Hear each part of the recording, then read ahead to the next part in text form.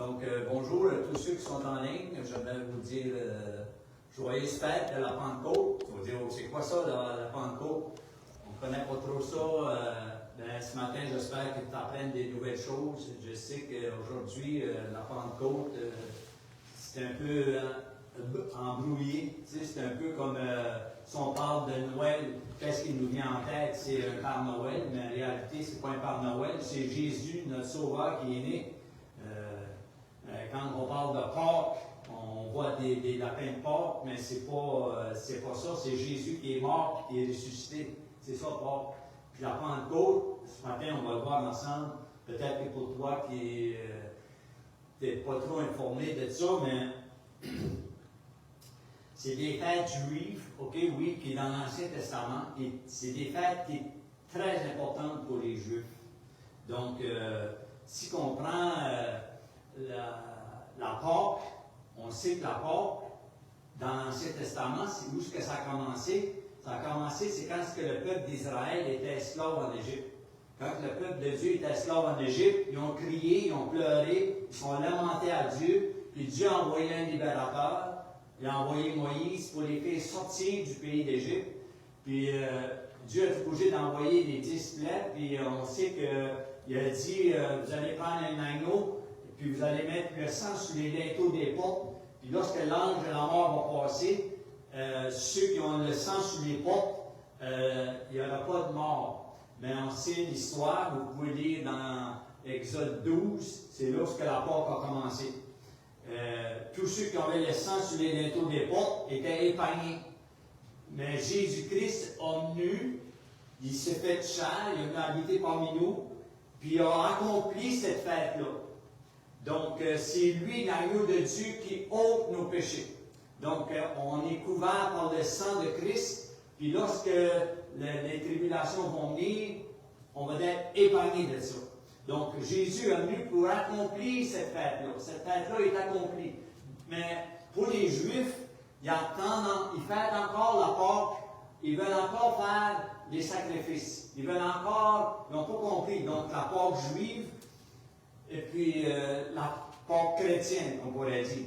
Et c'est comme si ils n'ont pas compris que c'était accompli. Mais la Pentecôte, c'est arrivé 50 jours après la Pâque. 50 jours après la Pâque, il y a eu la Pentecôte. Aujourd'hui, on fête la Pentecôte. Donc, c'est 50 jours après la Pâque. Puis, Pentecôte veut dire 50. Donc, qu'est-ce que la Pentecôte pour les Juifs dans l'Ancien Testament, qui fêtent encore la Pentecôte, c'est les prémices de la moisson qui offraient à Dieu des germes. Puis, eux autres, aujourd'hui, c'est encore pour eux autres. Mais j'aimerais voir ce matin qu'encore là, la Pentecôte a été accomplie par Jésus-Christ. Donc, il y a la Pâque juive, puis il y a la Pâque chrétienne, mais il y a la Pentecôte juive, puis il y a la Pentecôte chrétienne. Peut-être tu dis, ouais, mais je ne sais pas c'est quoi, c'est ça la Pentecôte chrétienne, qu'est-ce qui s'est passé pour nous autres. On va aller voir ensemble. Donc, c'est pas juste une fête, c'est pas juste un souvenir historique, c'est le ciel qui a touché la terre. C'est ça qui est arrivé à la Pentecôte. Dieu vient sur la terre dans la personne de son Fils Jésus-Christ. On va lire ensemble ce matin Jean chapitre 1, puis on va lire jusqu'au verset 12. L'Évangile de Jean nous dit, on est dans le Nouveau Testament. Au commencement était la parole, et la parole était avec Dieu, et la parole était Dieu. Elle était au commencement avec Dieu.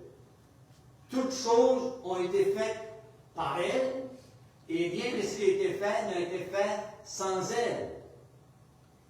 En elle était la vie, et la vie était la lumière des hommes. La lumière, lui, dans les ténèbres. Et les ténèbres ne l'ont point reçu. Il y eut un homme, ici quand on parle de la parole, on parle de Jésus. Il s'est fait chair, ok? Ça dit, il y eut un homme envoyé de Dieu, son nom était Jean. Ici on parle de Jean le Baptiste. Okay?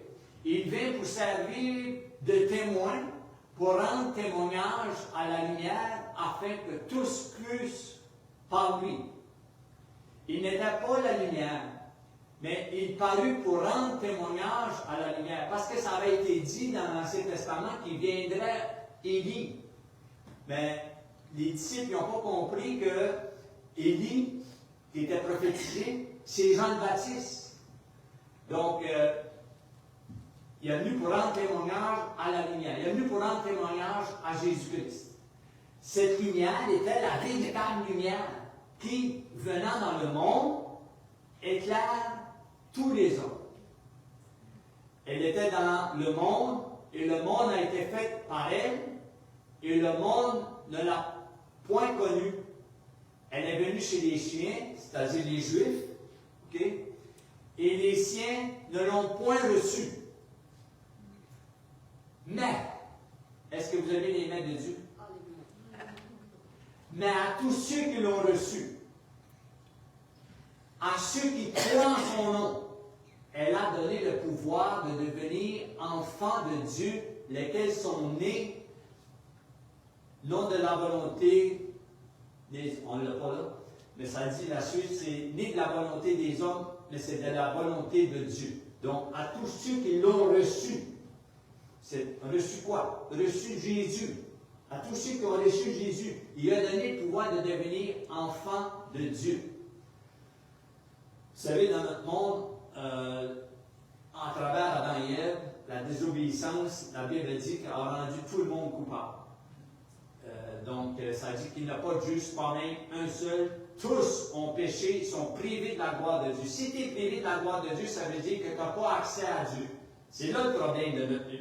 Mais, la bonne nouvelle de l'Évangile, à tous ceux qui l'ont reçu, à ceux qui croient en son nom, il a donné le pouvoir de devenir enfants de Dieu.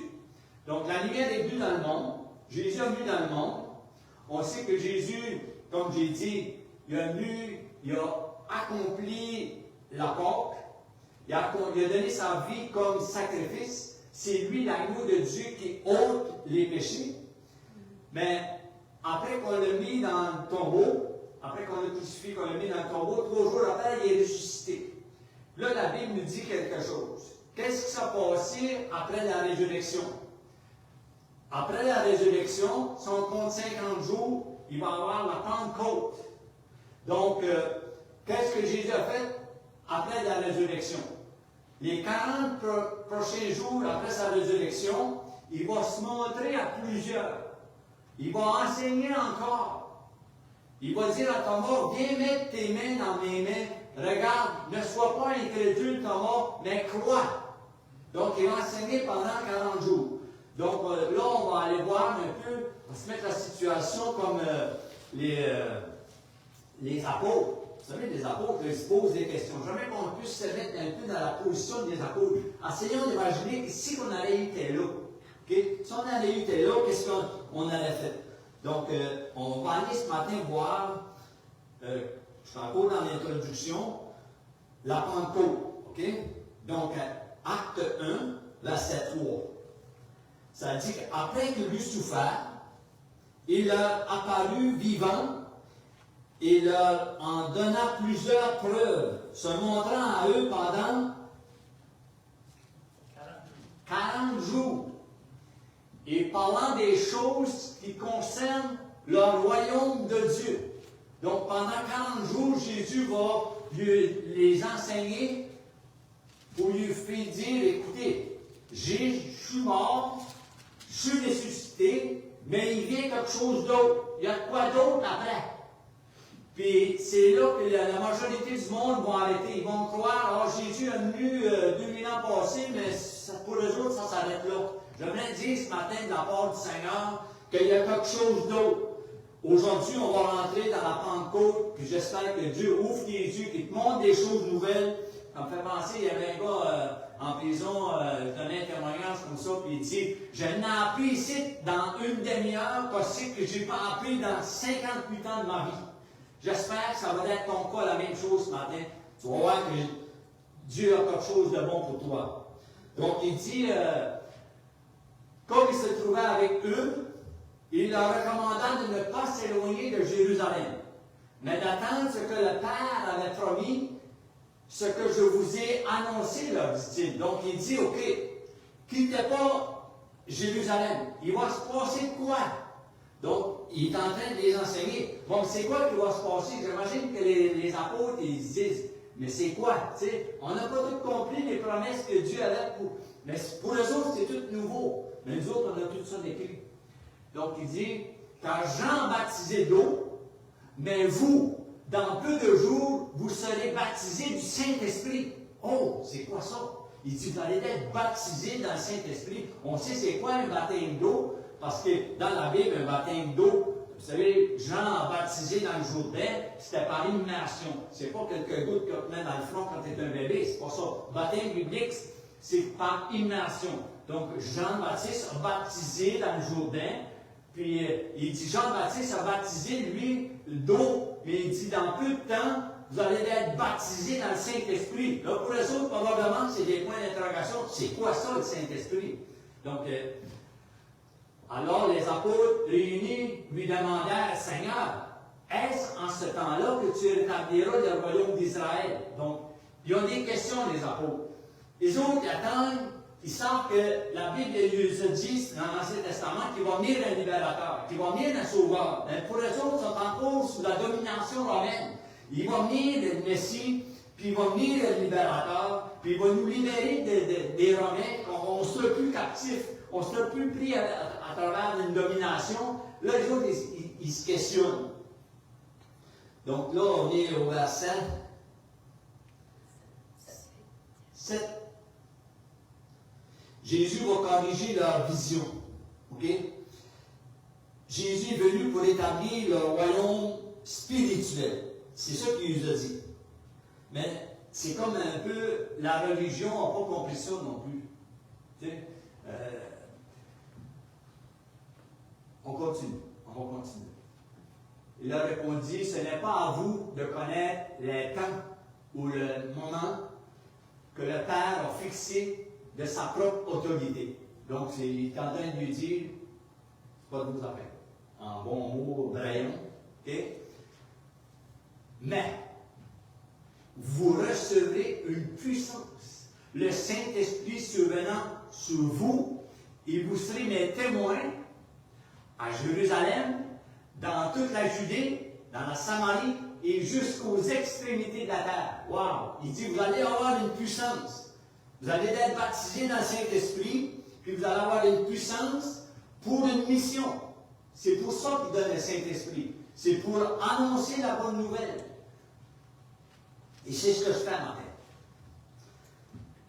Après avoir dit cela, il fut enlevé pendant qu'il regardait, et une nuée le déroba à leurs yeux. Donc, pendant qu'il disait ça, il est parti en l'air, il est parti dans les airs. OK? Puis là, il va arriver quelque chose. Et comme il avait les regards fixés, le verset suivant, les anges sont-ils là? Oui, c'est celle-là ici. Lis celle-là. OK. Et comme il avait les regards fixés vers le ciel, pendant qu'il s'en allait, voici deux hommes vêtus de blanc leur apparurent. Donc, il y a eu deux anges qui arrivent. Essayez d'imaginer juste la scène. OK? Donc, ils sont là, ils ont des questions, ils ont plein de choses. Mais là, le Seigneur dit, j'ai une promesse pour vous. Attendez, allez pas, sortez pas de Jérusalem, c'est là que ça va se passer. Parce que c'est là que ça se passait la Pentecôte. La Pentecôte de l'Ancien Testament, ben là, il y avait, on va le voir avec la suite, qu'il y a beaucoup de gens qui venaient à Jérusalem pour offrir les gerbes, pour fêter la Pentecôte. Mais là, Jésus, il dit, il va se passer de quoi, là? Donc, il va dire, les anges vont dire, il dit, ô homme Galilée. Puis dans les Galiléens, qu'on pourrait dire, Pierre était un Galiléen. Puis un Galiléen, les Galiléens sont reconnus pour des sans-instruction, sont reconnus pour même le langage, ils avaient des accents bizarres, puis ils se faisaient reconnaître un peu partout. OK? Puis, pourquoi vous arrêtez-vous, regardant au ciel, ce Jésus qui a été enlevé au ciel du milieu de vous reviendra de la même manière que vous l'avez vu en allant au ciel. Donc les anges annoncent ça. Ils ont dit, on vient de voir Jésus monter, les anges viennent nous dire, Jésus va revenir. Je suis certain qu'il est en arrière de vous, de vos écrans, que tu dis, ouais, mais tu sais de quoi tu parles. Je suis dans la parole de Dieu. Alors, ils retournèrent à Jérusalem, de la montagne appelée des Oliviers, qui est près de Jérusalem, à la distance d'un chemin de Savoie. Donc, ils ont retourné à Jérusalem. Puis là, ils attendent ce que Jésus a dit, ils attendent la promesse, ils attendent de voir c'est quoi qui va se passer. Donc là, il va se passer, Jésus a été avec les autres 40 jours, mais il reste encore 10 jours. Donc là, il y a à Jérusalem, puis là, ils attendent. Puis, quand ils ont été arrivés à Jérusalem, ils montèrent dans la chambre haute, où ils se tenaient d'ordinaire, parce que Jésus, la dernière repas qu'il y a eu avec les autres, c'était là, c'était dans la chambre haute qui avait été pris. Donc, ils sont là, OK? Puis, c'était Pierre, Jean, Jacques, André, Philippe, Thomas, Barthélemy, Matthieu, Jacques, fils d'Alphée, Simon le Zélote, et Jude, fils de Jacques, tous d'un commun accord persévéraient dans la prière avec les femmes que les femmes disent Amen, et Marie, mère de Jésus, et avec les frères de Jésus. Je viens d'en parler quelques-uns. Peut-être que tu ne savais pas ce matin que Jésus avait des frères et des sœurs. Je vais t'encourager à lire la Bible. Ne fuite pas avec ce que le monde va dire. Le monde va dire des choses, mais va sonder les Écritures pour savoir qu'est-ce que Dieu dit. Il dit, la lumière a mis dans les ténèbres, mais les ténèbres ont préféré la lumière a mis dans les ténèbres, mais les ténèbres, ils n'ont pas voulu la lumière. Je me dis ce matin, toi qui écoutes, va sonder les Écritures, va voir ce que la Bible dit. Jésus avait des frères, des sœurs. Mais ce n'est pas mon point ce matin. Prends ma parenthèse. Verset suivant. C'est tout. Donc, ici, on voit dans Acte 1. Là, on va s'en aller dans Acte 2. Puis c'est là que ça se passe. C'est là la Pentecôte. C'est là qu'il va arriver. On va y aller verset par verset. Donc, Dieu a donné Jésus, on va voir, il a accompli la Pâque. Vous êtes d'accord avec moi? Il a accompli aussi la Pentecôte. Parce qu'il a dit la promesse, vous allez recevoir. Les apôtres sont là, sont tous ensemble, sont réunis avec les femmes. Puis, je ne sais pas si je te l'ai donné, mais Philippe même avait des filles qui prophétisaient. Je peux vous donner le Acte 21, 8 et 9. Je te l'ai-tu donné? Acte 21. Oui. Peux-tu mettre ça? Nous partîmes le lendemain et nous arrivâmes à Césarée, étant entrés dans la maison de Philippe, l'évangéliste, qui était l'un des 7. Nous logeâmes chez lui. Il avait 4 garçons. 4 filles vierges qui prophétisaient. Donc la promesse, c'est pas juste, on va le voir, la promesse, c'est pas juste pour des élites spirituelles, des rois ou des prophètes, ou on va voir que cette bonne nouvelle-là, c'est pour tout le monde. La lumière est venue dans le monde, puis elle est digne. Donc on peut voir, allons voir Acte 2. Là, on rentre dedans. Je commence le message. Le jour de la Pentecôte, ils étaient tous ensemble dans le même lieu. Tout à coup, il vient du ciel un bruit comme celui d'un vent impétueux. C'est-à-dire, c'est un vent fort qui est venu il remplit toute la maison où ce qui est assis. Et il n'y a pas de bizarre qui se passe. C'est quoi qui se passe là? Un vent impétueux. Ça shake un vent. Un vent, n'est-ce pas, c'est fort du vent. Ça peut renverser des arbres, c'est fort du vent, n'est-ce pas? Donc, on va voir pourquoi que Dieu a fait ça. Puis là, tout d'un coup, il n'y a pas juste le vent. Ça dit des langues de feu semblables à des langues semblables à des langues de feu leur apparurent séparément les unes des autres et ils se posèrent sur chacun d'eux. Bizarre, il y a quoi qui se passe d'étrange, il y a quoi de miraculeux, il y a quoi de surnaturel qui se passe dans sa chambre-là. Ils furent tous remplis du Saint-Esprit. Mais Jésus il nous avait dit, la promesse c'était quoi? Il viendra, le Saint-Esprit, il va venir. Ben là, il est en train de lui montrer une preuve. C'est Dieu qui visite encore la terre. C'est encore Dieu qui vient se manifester à l'homme. Il sait que l'homme a besoin de lui. L'homme sans Dieu, il est perdu. Mais Dieu a tout accompli.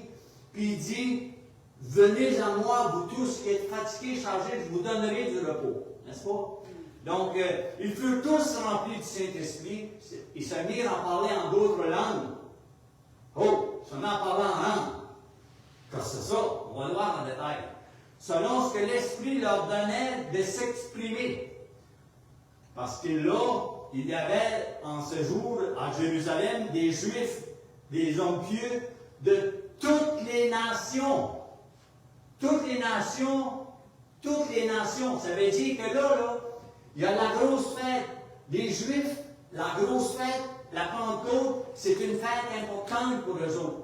J'aimerais avoir une map pour vous montrer de où ce que ça vient tout à ce moment-là, mais laisse-moi dire, il y a du monde en messe, c'est ça. Donc, il y avait au bruit qui eut lieu, la multitude accourut et elle fut confondue parce que chacun les entendait parler dans sa propre langue. Pierre, c'est on va le voir. Je ne veux pas devancer le message, mais. Donc, il y a des hommes de partout qui viennent. Puis ils parlent de d'autres langues, les autres là. Puis là, ils l'entendent parler dans leur langue. Ben voyons. Essayez d'imaginer un peu la scène, là. Il y a un Chinois là, puis il y a un Braillon dans l'autre coin, puis un Français et un Anglais, puis mettez-les les langages, mais chacun entend parler de sa propre langue. C'est un miracle. Il y a de quoi que tu ne vas pas comprendre avec ton petite intelligence. Ils étaient tous dans l'étonnement. C'est comprenable. Ils ne cherchant que penser, ils se disaient les uns les autres, que veut dire cela? Ils ne comprenaient pas ce qui se passe là. Okay? Mais Jésus était en train d'accomplir la Pentecôte. Mais d'autres se moquaient. Donc il y a toujours des groupes. Il y a toujours deux groupes. Il y a toujours des moqueurs. Il y a toujours des gens qui vont ridiculiser la vérité. Il y a toujours parce que les hommes ont préféré les ténèbres à la lumière. Ils ne veulent pas que les œuvres soient dévoilées. Ils ne veulent pas voir qu'ils ont besoin d'un sauveur. Ils ne veulent pas voir ça, mais ils ont besoin quand même. Donc, il y a des moqueurs qui veulent se justifier. Il dit, d'autres se moquaient de lui, puis là, ils ont dit, ils sont pleins de vin. Savez-vous colloquier? C'est le matin. On ne s'ennuie pas le matin, on s'ennuie le soir, n'est-ce pas? Alors Pierre, se présentant avec les 11, éleva la voix et leur parla en ces termes. Hommes juifs, et vous tous qui séjournez à Jérusalem. Donc, Pierre prend la parole devant tout ce monde-là. Veux-tu le reculer? Juste l'autre, avant? Je n'aurais pas fini. Oui, c'est là, ok. Qui séjournent à Jérusalem. Cherchez ceci et prêtez l'oreille à mes paroles. Donc, on voit que Pierre, on dirait que c'est plus le même homme. On voit que là, Pierre est rendu avec une autorité. Si qu'on lit juste avant que Jésus lui parle, il se cachait dans les maisons, ils ont avait peur, puis ils ne voulaient pas sortir, donc ils sont impognés dans qu'est-ce qu'on fait. Mais là, il y a une assurance. Là, il y a une autorité. Donc, quand ce que Jésus les a dit, vous allez recevoir le Saint-Esprit, la puissance, ça veut dire que là, tu n'as plus honte de l'Évangile. Tu sais que tu es habité par Dieu, puis qu'il n'y a pas personne qui peut te détruire. Donc, il y a une assurance, il y a une autorité dans Pierre. Là, Pierre, qu'est-ce qu'il va dire? Il va dire, ces gens-là sont pas ivres, comme que vous le supposez. Quand c'est la 3e heure du jour, 3 heures du jour, c'est 9 heures du matin. Mais c'est ici ce qui a été dit par le prophète Joël. Donc, ça avait été dit dans l'Ancien Testament que ça viendrait ce jour-là. Puis, regardons bien ce qu'il va dire. Il dit, Joël va dire, donc Pierre va prendre une partie de l'Ancien Testament, Joël 2, puis il va le citer à eux autres. C'est ça qu'il dit. Il dit, dans les derniers jours, dit Dieu, je répandrai de mon esprit sur toute chair. Vos fils et vos garçons prophétiseront. C'est ça que ça dit? Vos fils et vos filles prophétiseront. Vos jeunes gens auront des visions. Et vos vieillards auront des songes. Oui, sur mes serviteurs et sur mes servantes, dans ces jours-là, je répandrai de mon esprit et ils prophétiseront. Dieu n'a pas de favoritisme. Dieu n'a pas, c'est pas juste les Blancs, c'est tout le monde. L'Évangile est là pour tout le monde. Tous ceux qui croient, tout. Dieu, il n'y a pas de favoritisme. Ça, c'est clair. Il n'y a pas de favoritisme. Donc, c'est pour tout le monde. Tous ceux qui croient, tous ceux qui veulent. Il dit, je ferai paraître des prodiges en haut dans le ciel et des miracles en bas sur la terre, du sang, du feu et une vapeur de fumée. Le soleil se changera en ténèbres et la lune en sang avant l'arrivée du jour du Seigneur, de ce jour grand et glorieux. Là, ici, je n'embarquerai pas là-dedans parce que je vais faire un message juste là-dessus. Parce que là, c'est pas arrivé. Mais ça s'en vient. Mais ça a été dit. Puis Jésus a dit, le ciel et la terre, ça va passer, mais il dit, mes paroles ne passeront pas. Donc, les lunes de sang qu'on commence à voir, puis qui vont revenir, bon, c'est accompli. On va aller un petit peu plus loin. Il dit, alors, quiconque invoquera le nom du Seigneur sera sauvé. Quiconque invoque le nom du Seigneur est sauvé. Moi, quand j'ai vu ça pour la première fois, vous savez, ma mère a été élevée dans une famille, ils étaient 18 enfants. Okay? La plus vieille. Ça veut dire, elle n'a pas d'école. Mais elle a tout caché nu pied. Puis elle a eu de la misère dans sa vie, après ça, s'est mariée, puis elle a eu 9 enfants.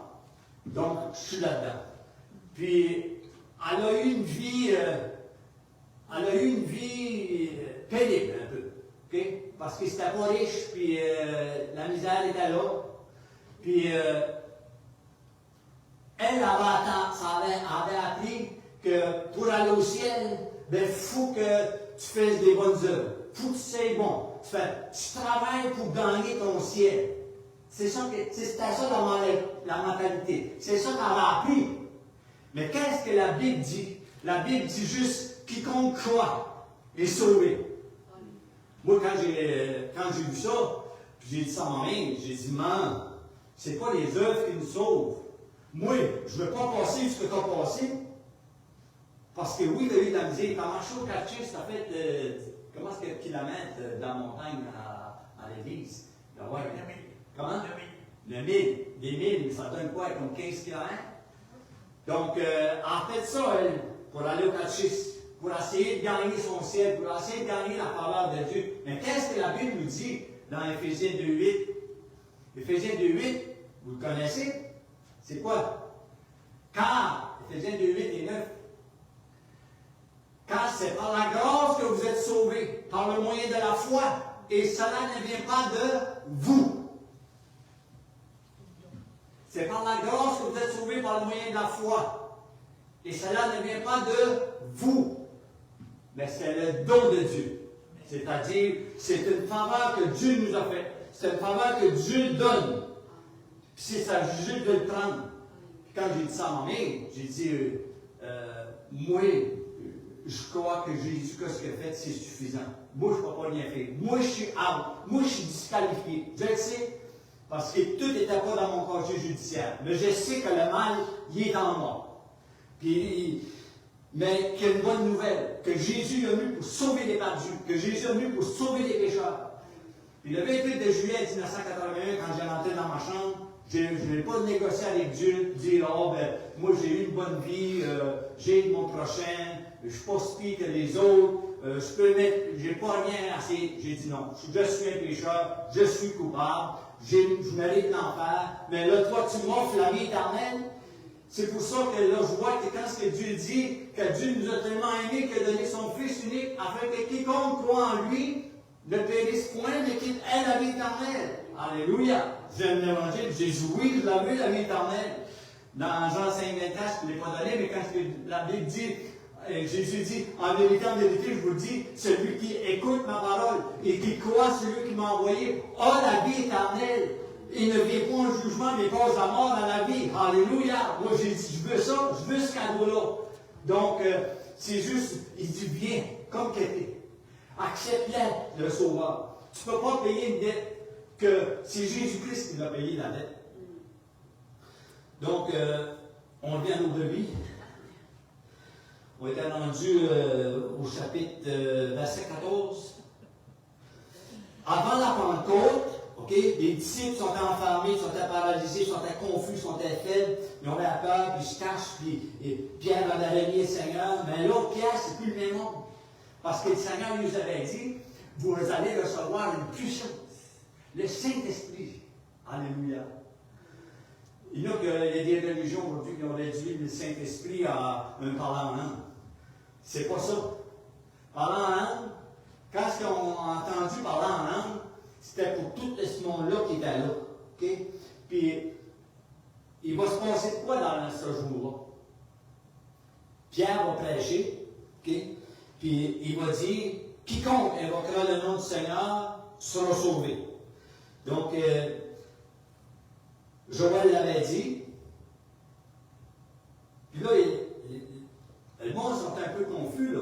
Puis là, il va se passer quoi? Là, Pierre voit bien qu'ils sont tous dans le champ, là, ils sont tous dans l'horreur. Il se passe de quoi de nouveau? Acte 2.38. Acte 2.38, Pierre leur dit, répentez-vous, et que chacun de vous soit baptisé au nom de Jésus-Christ, parce que le baptême, comme j'ai dit, c'est pas quelques gouttes d'eau qu'on te met dans le front quand tu es un bébé, que c'est sur la foi de tes parents. C'est pas ça l'Évangile. L'Évangile, c'est qu'aujourd'hui, si tu entends sa voix, endurcis pas ton cœur. Le salut il est là aujourd'hui encore. Aujourd'hui, il y a une fête qui puisse placer dans ta vie. C'est ça que c'est l'Évangile. L'Évangile, c'est une bonne nouvelle. Donc, on a besoin de cette bonne nouvelle-là. Chaque personne, il dit bien, quiconque. Et qu'est-ce que Paul dit, lui? Paul va le ramener ce verset-là dans Romains 8.9. Dans Romains 8.9, il va dire, pour vous, vous ne vivez pas selon la chair, mais selon l'esprit. Si du moins l'esprit... Non, ok. Ça, c'est... Laisse-la là. Je vais revenir avec l'autre verset. Donc, si tu n'as pas le Saint-Esprit dans toi, excuse-moi, j'ai une mauvaise nouvelle, c'est que tu n'appartiens pas à Dieu. Le Saint-Esprit, c'est Dieu en toi. Paul va dire, si quelqu'un n'a pas l'Esprit de Christ, il ne lui appartient pas. C'est pour moi qui le dis, là. Si tu n'as pas le Saint-Esprit, tu n'appartiens pas à Dieu. On l'a lu tantôt dans Jean 1.12. Il dit à tous ceux qui l'ont reçu, à ceux qui croient en son nom, il a donné le pouvoir de devenir enfants de Dieu. Le péché a fait le dégât. Jésus-Christ vient pour nous réconcilier avec Dieu. C'est pour ça que Jésus est venu mourir. Il a payé cher pour nous racheter. Ça ne veut pas dire que, moi je crée en Jésus, puis ça ne changera pas. Mais il faut que tu fasses un pas. Il dit, viens. Le pas, il dit, oui, je le veux. Donc, on va revenir à ce que Paul a dit, Romains 10, 13. Okay? Romains 10, 13, il dit, Pierre l'a dit, quiconque invoquera le nom du Seigneur sera sauvé. Donc, c'est pas maintenant l'Évangile. L'Évangile, Jésus a dit, je suis le chemin, je suis la vérité, cherche la vérité. La vérité, c'est une personne, c'est Jésus-Christ. C'est ça la vérité. Tu cherches la vérité, cherche-la pas dans la religion, cherche-la dans la personne de Jésus-Christ. Car Jésus-Christ seul sauve. Jésus-Christ seul pardonne. Jésus-Christ seul libère. C'est une bonne nouvelle. Il veut mettre une fête en toi. Il veut mettre une puissance. Il veut mettre son esprit. Alléluia. Il te fait passer des ténèbres à la lumière. J'aime l'Évangile. Je ne sais pas, j'aimerais que tu files que ce que je peux vivre en dedans, cette puissance-là. C'est pas du magnétisme, non. Même tu arrives au ciel, il y en a qui vont dire, toute la philosophie, aujourd'hui, il y en a qui vont dire, l'enfer, ça n'existe pas. Non, fais ce que tu veux. Tu deviens ton propre Dieu. Enjoy-toi. Tout ce que tu penses, tout ce que tu agis. On voit qu'aujourd'hui, Hollywood a eu une grosse influence sur notre monde. On sait que toutes les vies, ils savent, parce que Satan, qu'est-ce qu'il veut faire? Satan, c'est un destructeur. Satan, c'est un menteur. Puis, il veut tordre la vérité. Puis, il veut te faire croire que tu es correct comme ça. Reste comme ça. Tu vis en concubinage, ou tu vis dans l'adultère, ou tu vis dans la pornographie, ou tu vis dans l'alcoolisme, ou tu vis dans la drogue, ou tu vis. Fais tout ce que tu veux. Fais tout ce que tu veux. C'est un menteur. Puis la vérité n'est pas en lui. Mais Jésus dit, je suis la vérité. Amen. On regarde au brevet. Paul va dire, quand quiconque invoquera le nom du Seigneur sera sauvé. Je ne sais pas ce matin, j'ai une question pour toi. Est-ce que tu as invoqué le nom du Seigneur pour être sauvé? Il dit demandez, puis vous allez recevoir. Il dit frappez, puis je vais ouvrir. Il dit quiconque demande, reçoit. C'est ça l'Évangile. Donc, pourquoi le Saint-Esprit?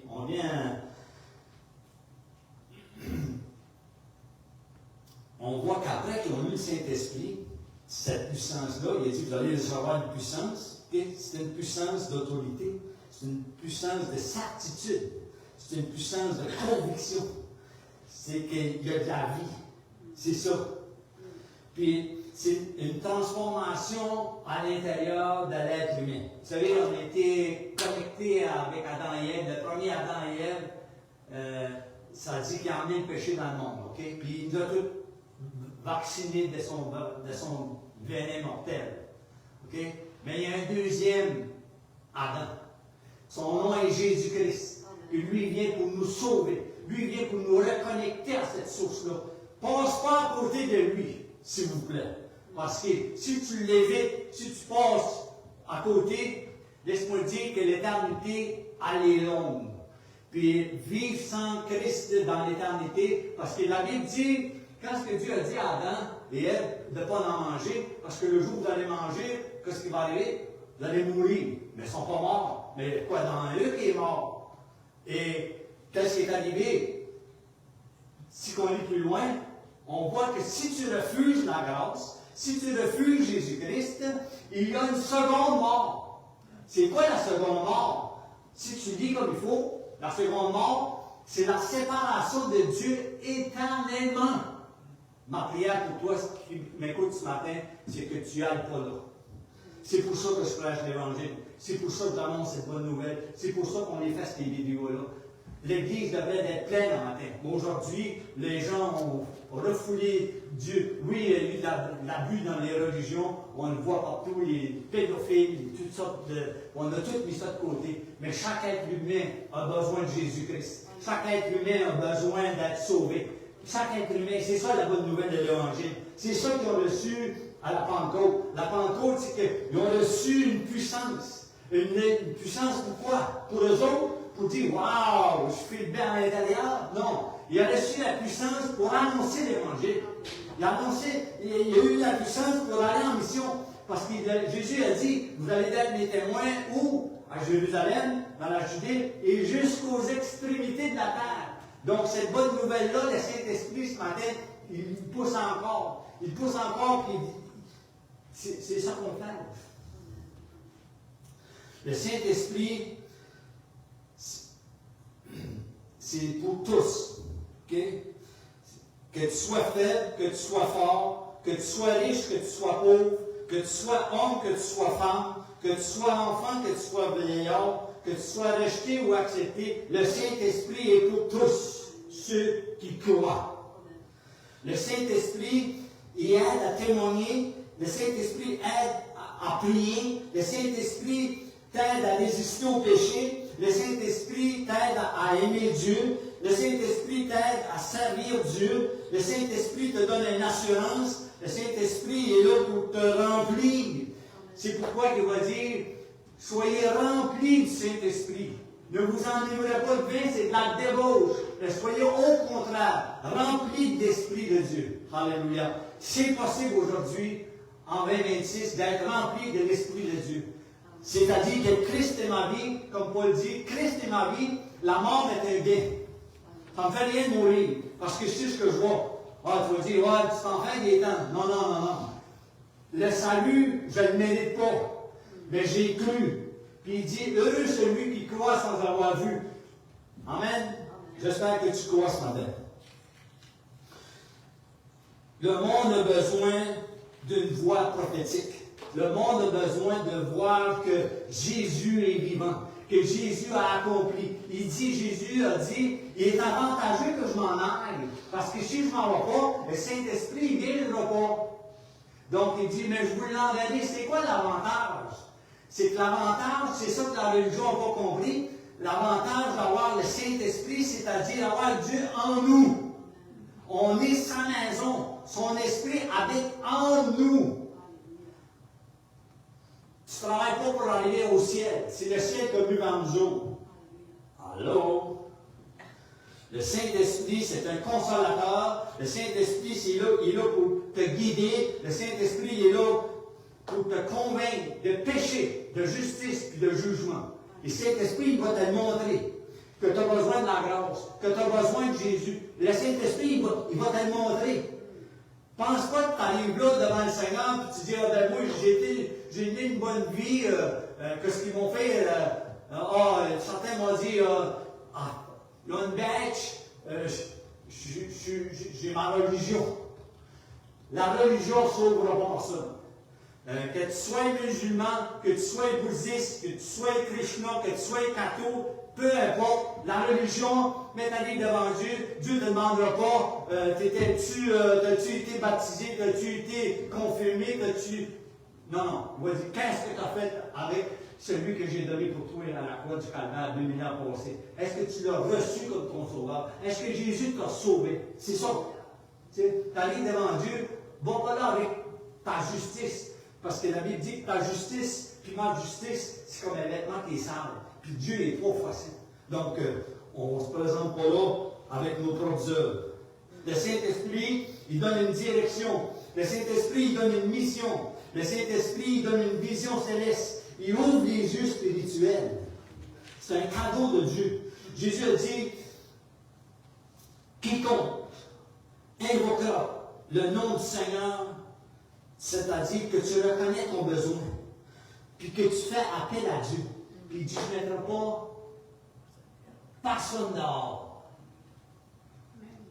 Dis pas, je l'ai trop fait.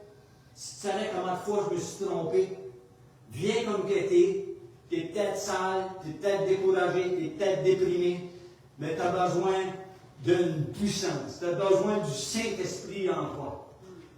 Alléluia. Acte 4.12, il nous dit qu'il n'y a pas aucun moyen d'autre pour être sauvé. Ce n'est pas une étiquette de religion que tu as après toi qui va t'emmener au ciel. Jésus sauve. Jésus seul pardonne. Il dit, là, le salut en aucun autre. Car il y a sous le ciel aucun autre nom qui a été donné parmi les hommes par lequel on doit être sauvé. Jésus sauve. Il dit, je vous ai écrit ces choses afin que vous sachiez que vous avez la vie éternelle. Vous qui croyez au nom du Fils de Dieu. Donc, tu dis, oh, oui, Gaétan, mais tu es un orgueilleux. Ah, moi, quand j'ai dit ça, j'ai dit, waouh! C'est ça que je montrais à ma mère. J'ai dit, le salut, maman, est gratuit. Jésus a tout accompli à la croix. Il s'agit juste de l'accepter. Ouais, mais si tu savais ce que j'ai fait, si tu savais que ça a été dur. Mais j'ai aimé le jour où elle a dit, c'est correct, je comprends. Ça m'étonne. Alléluia.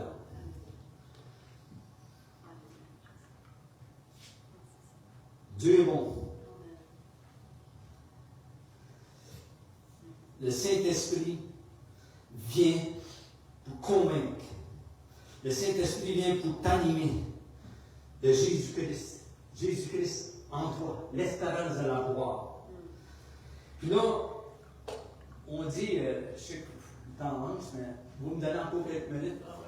C'est que là, c'était la fête de la moisson. Et moisson. Là, Jésus, pour montrer vraiment que le Saint-Esprit, hey, cette journée-là, enseignons d'embarquer là-dedans un peu. Okay? Puis là, Pierre, il prêche ça. Puis là, le monde, ils se convertissent. 3000 ce jour-là se sont convertis. Ça, c'était la fête de la moisson du début de l'Église. Alléluia. C'est là que l'Église a commencé. C'est là que l'épouse de Christ commence. C'est là la nouvelle alliance. Quand tu comprends la nouvelle alliance, tu vas voir que le tout accompli de Jésus, c'était pas juste qu'il est venu mourir comme un martyr. Non, non, non, non. C'est pour te donner une espérance. C'est pour te donner une vie nouvelle. C'est pour te donner un souffle nouveau. Laissez-moi pas tout seul. Donc, il y a 3000 hommes là qui se convertissent. Ça, c'est la fête de la moisson. Puis là, ils ont tous été touchés. La croix apporte le pardon. La résurrection apporte la victoire. Puis le Saint-Esprit apporte la puissance. Je vous dis ça en français, ok? La croix apporte le pardon. La résurrection apporte la victoire. Puis le Saint-Esprit apporte la puissance. Puis il dit, vous allez être mes témoins. T'es un témoin. Je termine avec Acte 19, 2. Parce qu'il y en a beaucoup que Paul arrive à Éphèse. Puis là, on est en Acte 19, là, on est plus loin. OK? Acte 19. On s'est passé dans Acte 2. Qu'est-ce qui se passe dans Acte? Là, Paul, lui, il voit quelqu'un. Qu'est-ce qu'il dit? Il va poser la question, avez-vous reçu le Saint-Esprit quand vous avez cru? Avez-vous reçu le Saint-Esprit quand vous avez cru? Il faut que tu croies pour avoir le Saint-Esprit. Donc, il dit, les Éphésiens, ils disent, il répondit, nous n'avons même pas entendu dire qui est Saint-Esprit. Je sais que toi qui écoutes ce matin, peut-être que c'est la première fois que tu entends parler de ça. Mais ma prière pour toi, c'est que tu reçoives Jésus-Christ comme ton sauveur, que tu reçoives en toi le don de Dieu, le Saint-Esprit. On sait que si tu n'as pas le Saint-Esprit de Dieu, on vient de le voir, tu n'appartiens pas. Tu es out. C'est ça la mauvaise nouvelle. Mais la bonne nouvelle, tu es mieux de croire que c'est pas la droite, puis c'est pas la gauche, c'est pas Trump puis no Trump, c'est pas un ou l'autre. Aujourd'hui, on gare partout, puis c'est pas à droite ou à gauche, faut que tu gares en haut. Tu dis, Jésus sauve, viens me sauver. Donc, ils ont dit, on n'a même pas entendu dire qu'il y avait un Saint-Esprit. On peut avoir certaines connaissances de Dieu, être sincère, avoir la foi de nos parents, mais pas connaître pleinement l'œuvre du Saint-Esprit. Est-ce que vous avez compris ça? on peut avoir une certaine connaissance de Dieu, être sincère, avoir la foi de nos parents, mais pas connaître l'œuvre du Saint-Esprit. Vous savez, regardez l'histoire du christianisme. Okay? On a déformé beaucoup le christianisme avec le temps.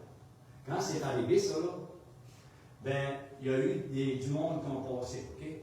Puis les cathos, qu'est-ce qu'ils ont fait? C'est qu'ils ont mis beaucoup d'emphase sur les œuvres. Tu es sauvé par tes œuvres, les indulgences. Il faut que tu payes pour sortir d'un purgatoire. Tu ne trouveras pas le purgatoire là-dedans. Cherche-le, ça fait 45 ans que je la lis, puis il n'y a pas de purgatoire là-dedans, je peux t'en certifier.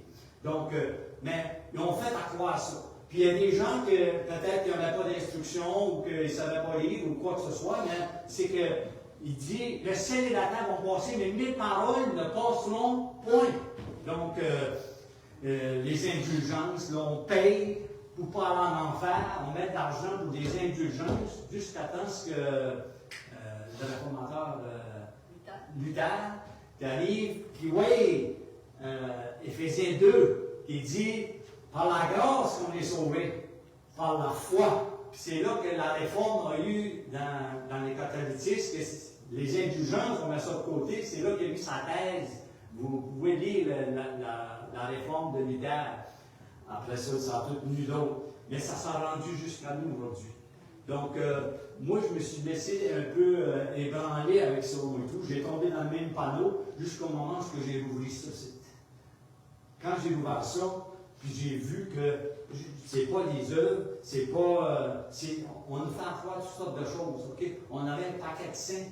Puis, maintenant, ça dit qu'il y a un médiateur entre Dieu et les hommes. Aujourd'hui, il prie les morts, il prie toutes sortes de dieux. On a un. Puis là, on va se justifier là-dedans. On va dire, ah, c'est tout correct, c'est tout bon. De toute façon, on va tous s'en aller à Dieu. Ding, ding. Rouvre le livre. Tu vas voir que la fin, tu ne veux pas aller là. Qu'est-ce que le Saint-Esprit fait? Il convainc de péché, de justice et de jugement. Mais il transforme aussi le cœur. Et c'est ce qu'il veut faire encore. Il donne une puissance de vivre pour Dieu. Il donne une consolation. Jésus a dit, vous lirez dans Jean 14, quand il dit le consolateur. On a besoin, notre monde aujourd'hui, on a besoin d'être consolé. On a besoin d'avoir quelque chose. On a besoin tu as besoin d'un consolateur, tu as besoin d'être consolé. Le Saint-Esprit est là pour te consoler. Le Saint-Esprit est là pour te guider. Le Saint-Esprit est là pour te diriger. Il dit marchez par l'Esprit. Puis vous n'accomplirez pas les œuvres de la chair. Donc, puis le Saint-Esprit, il donne aussi des dons. Le Saint-Esprit est là pour donner des dons. Le Saint-Esprit est là pour donner des ministères. Et je veux croire qu'aujourd'hui, on dit, ben, si tu n'as pas des diplômes, tu ne peux pas enseigner. C'est comme si on a réservé les collèges bibliques. Je ne suis pas contre les collèges bibliques, mais ce n'est pas les collèges bibliques qui donnent les dons spirituels. Les dons spirituels, ça vient de Dieu. Avant la fondation du monde, Jérémie, il était un prophète. Dieu a dit, avant que tu sois né, je t'ai établi prophète. Et as-tu fait les collèges bibliques pour ça? Non.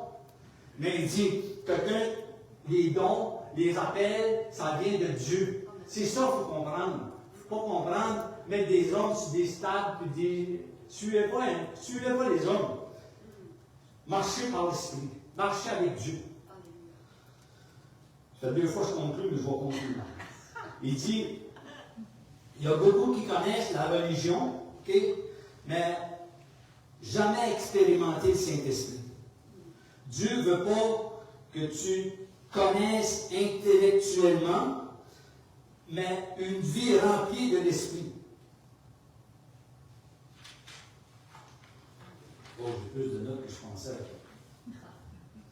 La montagne a tremblé. Vous pouvez lire ça, je prends encore 2 minutes, okay? Parce que là, ça passait de quoi, là? Dans Pentecôte, dans l'Ancien Testament. Quand ils ont sorti de l'Égypte, okay? Ils ont sorti de l'Égypte, Puis là, le peuple a traversé la mer. Puis après ça, ils ont arrivé à une montagne qui s'appelle le mont Sinaï.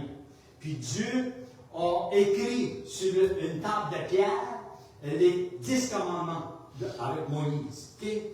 Ça s'est passé dans l'Ancien Testament. Mais dans le Nouveau Testament, il dit, j'écrirai pas ça sur des tables de pierre, mais je vais écrire ça sur ton cœur. T'enseignes-le plus l'autre, puis l'autre, et je vais le graver dans ta vie. Alléluia. Est-ce que vous avez l'Évangile? Donc, ça dit que dans Hébreux 12, ça dit que dans Hébreux, ça dit, quand il est arrivé à cette montagne-là, la montagne a shaké, les vents ont soufflé, le feu était là-dedans. Puis là, ils ont eu peur. Ils ont dit, on va pas là. Moïse, vas-y, toi, puis tu nous diras qu'est-ce qu'il a dit. Tu nous diras. Laisse-moi te dire que qu'est-ce qui s'en vient, les vents, ils vont souffler. J'aimerais t'avertir de la part du Seigneur. Tu dis, ouais, tout est sous contrôle, on va tout régler ça. Non. Il y a une tempête qui s'en vient. Les vents, ils vont souffler de nouveau. Sur quoi que ma vie est bâtie?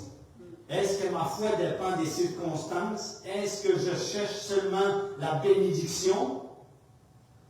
Le feeling? Les frissons?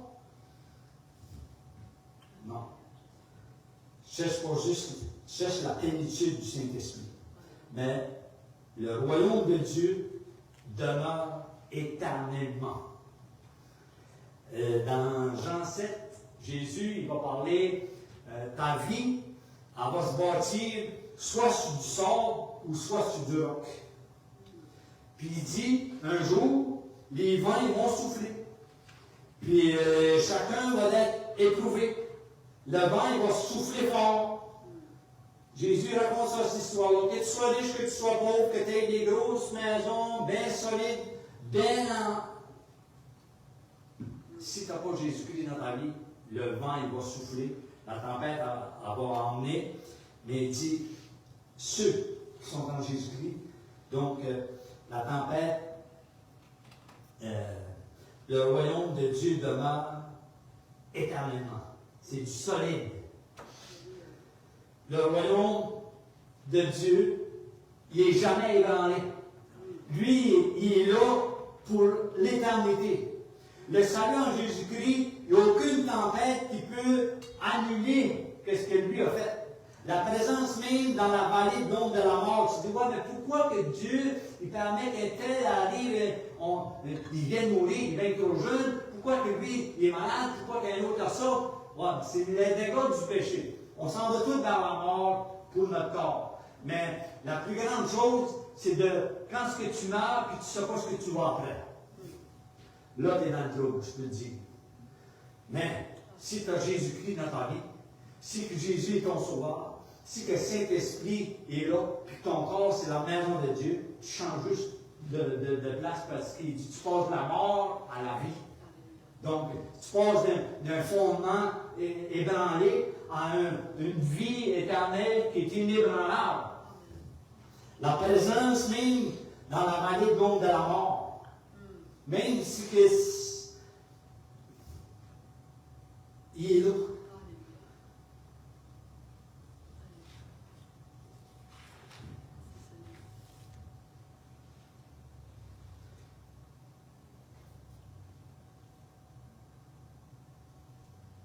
Quand elle dit il est avantageux que je m'en aille,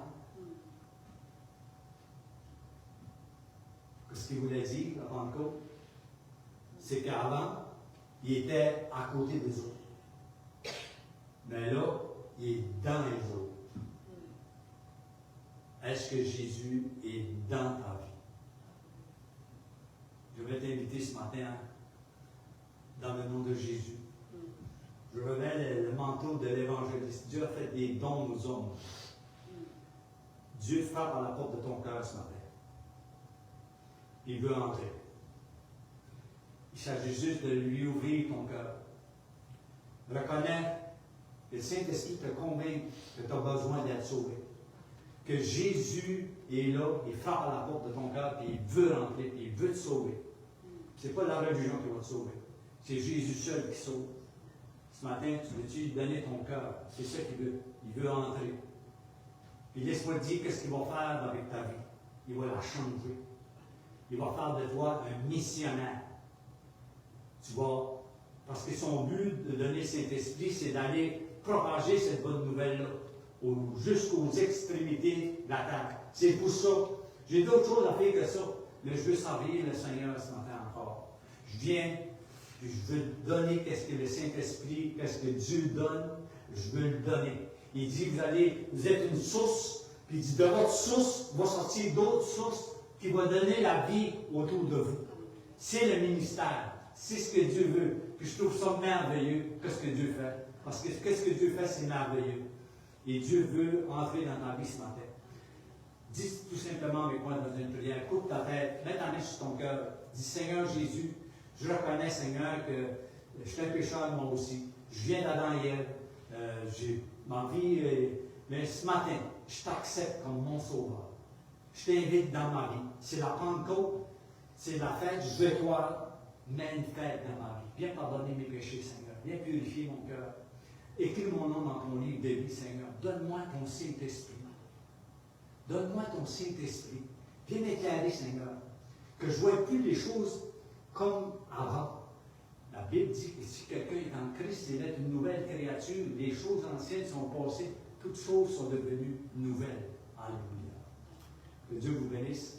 Est-ce qu'on peut former le... Donc, la semaine prochaine, moi, je serai pas là, mais dans 2 semaines.